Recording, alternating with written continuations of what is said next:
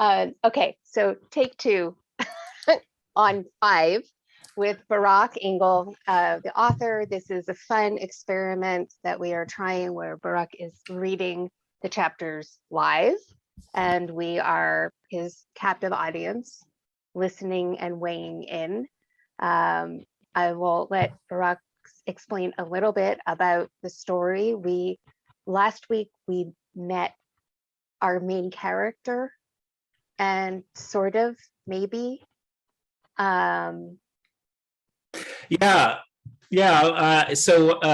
what happened last week was the prologue, the intro chapter, chapter 1, what have you, is simply one of those corners of the map that we were shining a light on. So that is one of those 9 parts that introduce the story, and it is in fact not one of the main protagonists. It is an event and a creature, however you want to call it.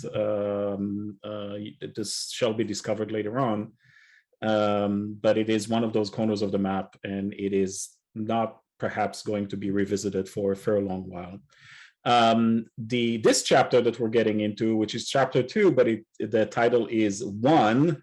That's not confusing at all. Of course not, because for a book named 5. Yes, of course, because it's the first protagonist. It will introduce one of those 5, and so it's 1, and the name of the protagonist is Sollys, and it is a wild mage. So, but we'll get to that in a second, as soon as I start reading. Yeah, let's get on with it. So 5, chapter 2, 1, Sollys the wild mage. It's a girl. Having made this announcement, the midwife turned around, holding the baby up to the beaming father. Tears of joy were streaming down his face as he gingerly picked up the wriggling infant out of her hands, and his attention was such that he missed entirely the look of concern on the nurse's face. He hugged the baby gently before moving around the makeshift bed, placing her on her exhausted mother's chest. "She's here, honey. She's finally here," he whispered in the mother's ear, holding her hand in his. "She is beautiful, just like you." The mother opened her eyes, a tired smile on her face. The baby cooed. It appeared to be taking in its surroundings, which newborns aren't particularly known for doing, but nobody seemed to notice. Nobody, that is, except the midwife, and she quickly made a warning sign behind her back with her fingers. Then she spoke up. "Seems like everyone is healthy and happy. I will take my leave now." The father turned his head towards the midwife in surprise. After a moment, he nodded his head, and she turned around and left the room. He shifted his adoring gaze back to his wife. His hands moved to caress the baby's head, and as his fingers moved over the baby's ears, he seemed to freeze for a mere instant, his face registering mild confusion. Then the baby cooed again, and his face cleared, and he leaned over to the mother again. "She's perfect, honey. Absolutely perfect. What shall we name her?" When Sollys blasted through 4 feet tall at the age of 5, nobody thought too much of it. Sure, she was a head taller than all of her peers, at least the human ones, but if anyone thought anything of it, they kept it to themselves. There were a couple of half-elven children running around, and she wasn't any taller than they were. When she hit 5 feet a few days after her 8th birthday, her parents still didn't think that there was anything unusual about her, or at least they never said anything about it. Other people did take notice, but they mostly kept their opinions to themselves. "That little girl, what's her name again? It's a funny one. Sollys? You sure she's only 8? And sometimes in a hushed tone, "Did you see her ears?" Sollys, of course, did notice, since she had an uncanny ability to pick out even the remotest of whispers from across a room, or even through a wall, if she chose to concentrate in a particular way. It was as if she could project her sense of hearing across distances, even if she was physically stayed in the same place. So she took to hats. There was a bit of an unusual custom for someone her age, and kids could get cruel about anything unusual, even kids in the shallows where everything was not exactly orderly. Yet with Sollys being so much taller than anyone else in her age group, and her demeanor so detached, it seemed that nobody ever really wanted or bothered to mess with her. The one time that somebody much older did try, he ended up in the corner breathing heavily, light smoke coming out of his clothes. Sollys was 9 at the time.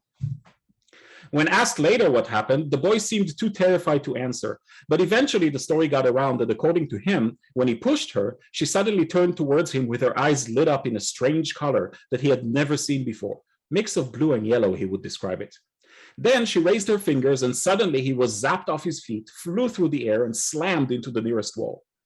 He must be exaggerating because he's embarrassed, was the general consensus, because while they all knew that mages existed, it took a lot of effort and training and expense to become one.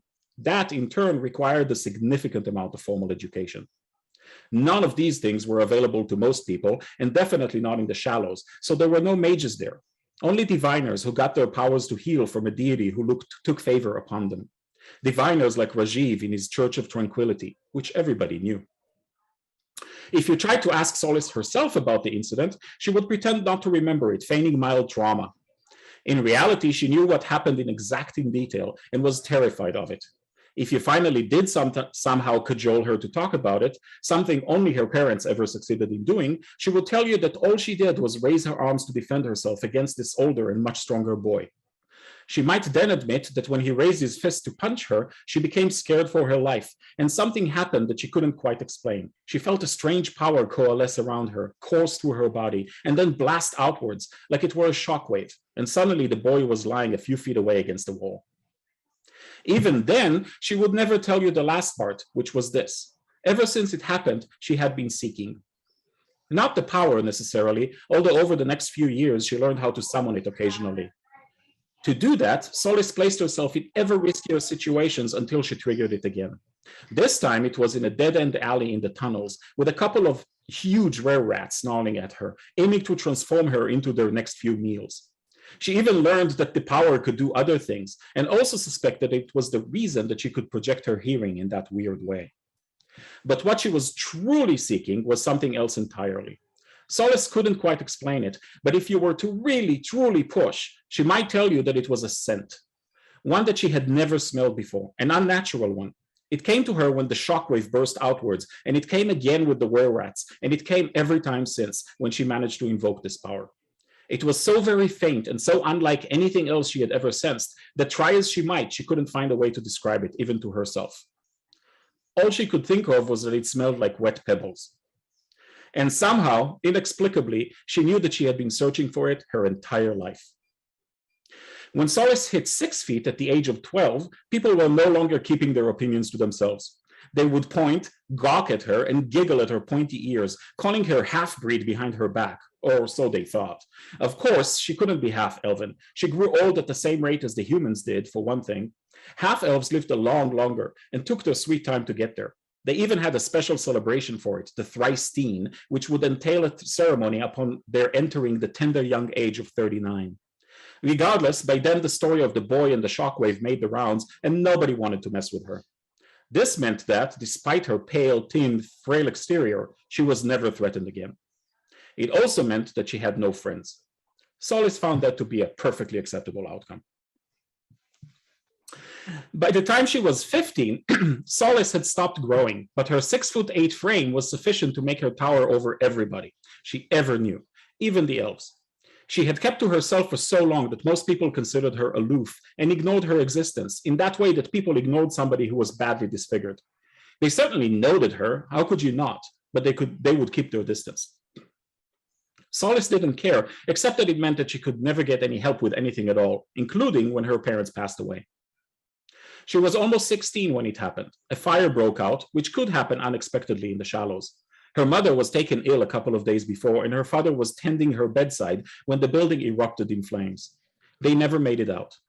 Sollys wasn't there to see it, and only learned of it later. Instead, she was away on one of her training missions, as she called the times, when she set out to learn how to better control her strange power and figure out what she could do with it. By the time she came back, there was nothing much left. She found both their bodies, grotesque, blackened figures still hugging each other over the still smoldering bed frame.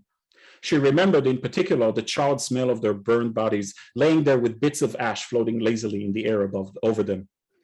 The few people who were there to clean up and make sure there were no embers remaining that could start another fire, anything of any value that might have survived had already been swiped away, did take notice of her. One of them even managed to overcome his fear long enough to murmur some words of comfort. But Sollys ignored him and the rest of them, then turned around and walked away. She would never admit to anybody that she felt nothing inside. Isolating yourself when you have some place to rest your head at night and a meal, no matter how meager, to eat in the morning is all well and good. Being isolated when you no longer have a home nor a family to take care of you is a little less comfortable. Thankfully, by the time the fire happened, Sollys had learned a fair bit about her strange powers and figuring out how she might use them for her benefit. She had long ago stopped listening to those mean-spirited behind-her-back whispers, caring not one whit what people thought of her. They were all boring simpletons anyway. Instead, she found that there were many ways in which she could take advantage of her hearing talent and the resulting information to which she had no right. By honing in on hushed conversations or those that took place behind closed doors, she would sometimes learn of plans being made. All kinds of plans, like the one time when she happened to listen in on a couple of thugs talking about going to beat up a rival thug whom she happened to know. She then went and found their intended target and warned him of the impending attack. When the assailants showed up a couple of hours later, they were surprised to discover that they, in fact, had become the targets. Not that they had too much time to appreciate the irony. By the time they could reasonably conclude that their plans had been somehow disrupted, they were both unconscious and missing all their valuables, as well as a couple of teeth each. Sollys, who was watching the encounter unfold from a safe position not too far away, accepted the 10 silvers from a grateful ruffian. As he was trying to talk her into staying with him with the promise of protection and many more payouts were she to become part of his network, she simply ignored him. She wasn't interested in employment. Disrupting people's plans simply became a way to make a living. Eventually, she came to learn how greater value could be extracted and in much safer circumstances. Listening in on thieves proved especially lucrative. She could make use of, and usually improve upon, a plan she overheard to preempt a heist and steal whatever object might be targeted. Of course, the Thieves Guild didn't have too many agents in the Shallows because there wasn't much to be stolen. But even the Shallows regularly saw merchants showing up at the docks with some items for barter, usually on their way to another port or perhaps simply wishing to pay the significantly lower fees than those that might be charged docking at Trade Bay above. And when they did, they would always end up at the Steadfast Inn. If she hung out close enough to the inn and got lucky with where she diverted her attention, she might learn of, say, a valuable trinket that might be pilfered off a visiting officer of a merchant vessel. Sollys, by virtue of her always being readily noticed due to her height and despite her otherwise plain appearance, did not take undue risks.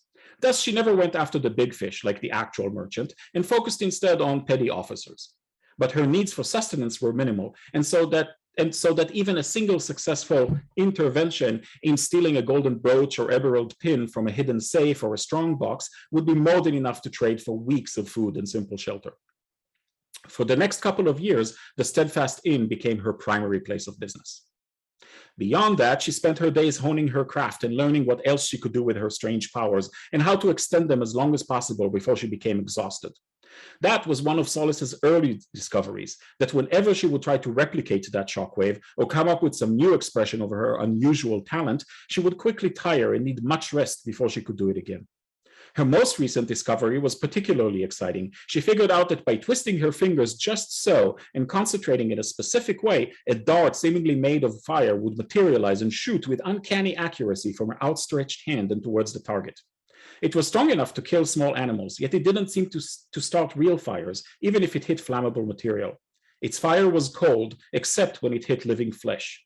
Then it burned, badly. Sollys had no idea what it all meant, but she became obsessed with it and lived for it. And always, no matter how tired she became, it was the whiff of that miraculous, outwardly scent that always lingered for a few moments afterwards that made everything worthwhile. Then she got caught. Grabbing the small jewel tightly in her left palm, she hastily made her way out the front doors of the inn on her way to her regular fence. She knew that he always paid her a lot less than market value for the items, but as long as it was enough to buy her a few more weeks of food and therefore training time, she didn't care. Sollys was deep in thought about trying out a new magical effect when she entered the underground warehouse, which is probably why she didn't notice the archers, even though her incredible height would have been sufficient to see them crouching behind some big boxes. Nor did she notice that Willie, her fence, had a couple of extra bodyguards. She also failed to notice that a net was hanging from the rafters, although that would have likely escaped her attention otherwise as well, because what did she know about warehouses? She came to stand in front of the desk where they always did business. Well, hello there, Sollys. How so very nice to see you today. Willie's tone was unusually ebullient. What have you got for me this time? He was grinning. Willie never grinned. Why was he grinning? Sollys opened her palm as the realization that something was amiss was slowly encroaching on her attention.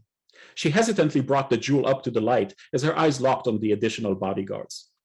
Oh, now look at that. That there is a beauty. You got it off the first officer of the vessel Marinda, right? I heard about it, a multi-generational family keepsake. Some say it goes all the way back to the Battle of Stormbridge.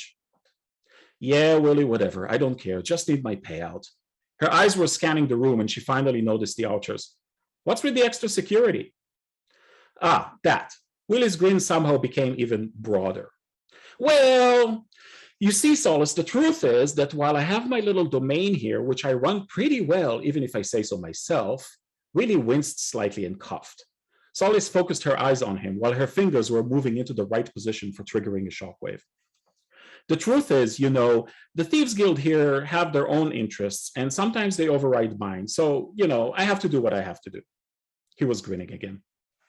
Whatever, man. Just give me my money, okay? Right. Yes, here we are. Willie reached into his tunic and pulled out his purse. Sollys was getting impatient. Think you can spare a couple of golds this time, Willie? This one is extra special, like you said, and it would help a lot, Sollys said impatiently. Sure, Sollys, sure. Here, let me get them for you. Willie shook out a few coins onto his palm and picked 2 shiny golden ones. Sollys, satisfied that whatever was going on wasn't related to her presence there, relaxed her fingers, and as she moved a step closer and put out her hand for payment, she started thinking about the new effect again. Which is why, by the time she realized this actually had everything to do with her after all, she was snared in a net that had mysteriously dropped from the ceiling. With all that self-imposed isolation, she never was very good at reading people. The next day, Sollys found herself standing in thought at the entrance to the Steadfast Inn. This time, however, she wasn't trying to covertly listen to conversations that weren't hers to hear. After the bodyguards put her back on her feet, her hands and fingers held tightly so that she couldn't use any of her magic, Willie apparently knew her better than she realized, some fellow who identified himself as being with the Thieves Guild stepped forward, sheathing a knife he apparently held at Willie's back the entire time. He told Sollys that her skills were appreciated, that there were too many occasions when their own agents missed out on particular acquisitions because a mysterious expert pilferer got to them first, and that they often used his agents' very own tactics. That wouldn't do. They decided to investigate. It wasn't the money, he said, but there were principles involved. Even in the Shallows, the guild wanted to ensure that they were held in proper respect. It didn't take them long to figure out that Willie fenced every single one of these items, and from there to capturing Sollys was merely a matter of waiting for her to get hungry again. Then he offered a proposal. She could choose to either be stripped off everything she owned, roughed up a bit, and then tossed out on the road a couple of miles out of Lava Town, never to return. Or she could accept a simple paid mission to do something for the guild, and in return, they would forgive all of her prior indiscretions. Plus, he added, you might find that having an arrangement with us isn't necessarily a bad kind of arrangement to have.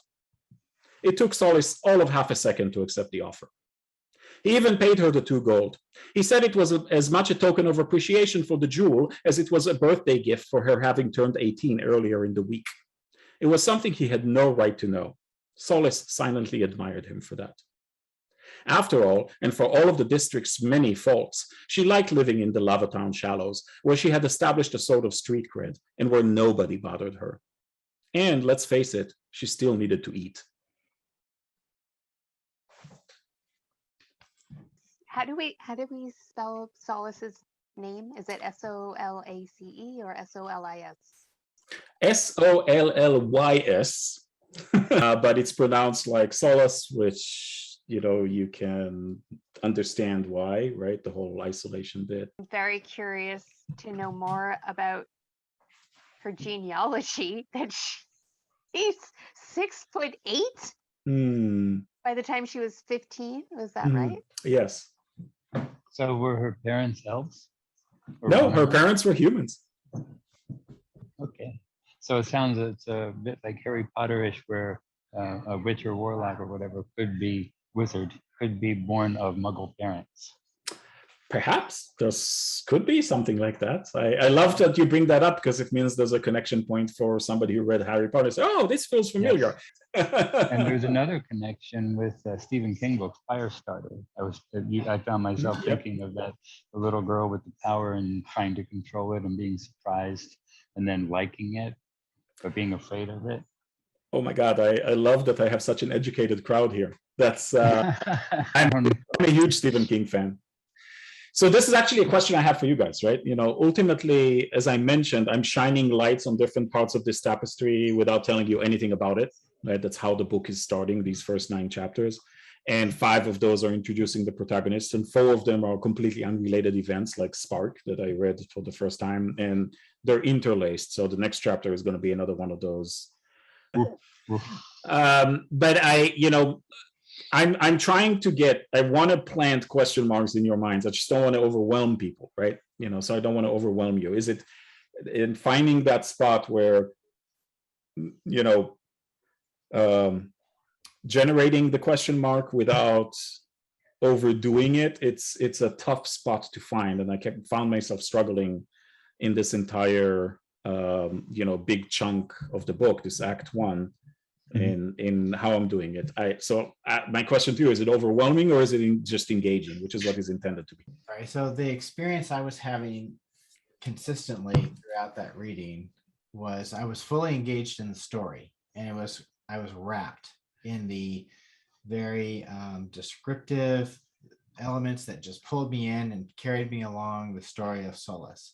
And yet at the same time, I couldn't get away from wondering, what about the others from the first reading? It was nagging at me, wasn't distracting me so much I couldn't enjoy this, but I couldn't let it go. So when you talk about planting question marks, you had successfully planted a question mark, and I was just wondering, where's the connection? And it was so important to me to see how that thread through the tapestry is going to follow. Right. Thank you. I appreciate it. Yes, that's intentional. That's intentional. Ultimately, that is completely intentional. I'm going to make you wonder about Spark for a fair amount of time. There's kind of a middle ground too, where is it enough development for, in this case, Sollys' character, which when she didn't have feelings about her parents, I was thinking soulless, like without soul. There's a reason the word Sollys is so powerful, and why that is the strange name that was picked. You picked up on another one. I'm actually amazed that you did that, but well done. That's in the notes. And it does, like Rich was saying, I'm anticipating where things getting tied together. And it's kind of, building that with a little bit of foreshadowing, a little bit of mystery, but it is building towards that feeling. I'm utterly delighted. You literally, I don't know if you see how much I'm flushing. That is in fact, that is one of the hidden things, right? That you've hit on one of the hidden things. I feel like I'm in a dark room with a single light bulb on a wire, and it's like in a pendulum going around and showing me different parts of the room. That's And cool. at some point, I'll understand the contours of the room and things that are in the room. But right now, I've just walked in. So 2 weeks ago, I walked in and there was whatever that was, the intro. And now the light bulb has swung to a different part of the room, and it's illuminated Sollys. Well, Sollys, right. All of these things work. It's funny because when I first heard Sollys, I was thinking SOLIS. So I was thinking somehow like sun related, like soul, SOL, not soul, SOUL. And so like this idea of this very bright figure and their emerging powers and the shock waves was kind of making me think of like solar flares. So very different direction. I have an extremely bright group here. I'm a little nervous now. Okay, so there are multiple interpretations of the word Sollys, and probably every single one you come up with are actually woven into the story. How is that a good way of summarizing it? I'll give you a little bit of foreshadowing. So in the first 9 chapters, Act 1, the first 8 really kind of lead into the 9th. So it's event, character, event, character, event, character, character, and city, right? So like I said, there are 5 protagonists, and I'm a fantasy nerd, right? And I play a lot of D&D. So in D&D, the trope is, everybody meets at a bar, right? And then some a stranger comes in Right. and gives you a quest, right? In some ways, I need to bring the 5 people together, and each of them will find a different way to make it to that bar or whatever it might be. The journey you're taking us on is being set well, and I'm liking it. Cool. That's all I care about. Thank you. I'll tell you the name of the next chapter. The name of the next chapter is Child. Child. So chapter 3 is Child. Yep. Cool. Nice- Well, nicely thank you, done. guys. Nicely Thank done. you. Appreciate it.